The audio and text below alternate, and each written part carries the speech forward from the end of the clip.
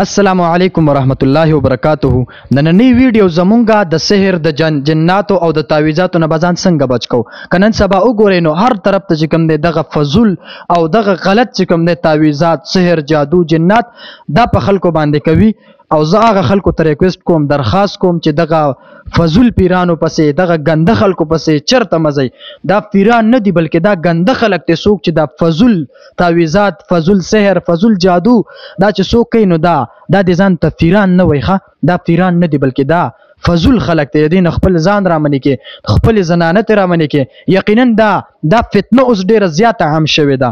سحر، جادو، جنات دا ته د څه شي کې دا خو د دې د پاره خلک کوي چې یو انسان دی هغه چې کوم دی تباه شي، یو انسان د میراث شي، یو انسان د ختم شي.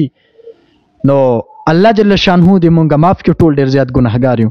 خو څوک چې وایي یاره زه د سحر، د جادو، د جنات، د تعویذاتو د دینه د زبط شم کنه، نو هغه د داسې څه عمل وکړي چې الله جل شانه د سحر، د جادو، د جنات او د تعویذاتو نه بچ کی. عمل ډیر آسان دی. خو د هغې نه مخکې صرف یوه خبره کول غواړم. د دې ډیر زیات احتیاط وکړئ، ډیر زیات خیال یې وساتئ. ولې چې دا د الله حکم دی.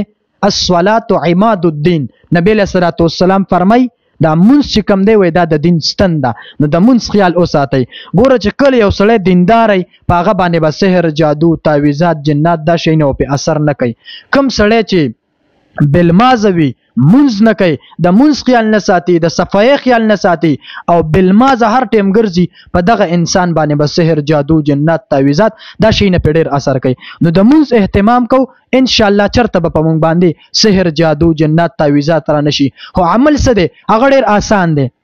د هر فرض مونځ نه بعد د صرف او صرف دا عمل کوي.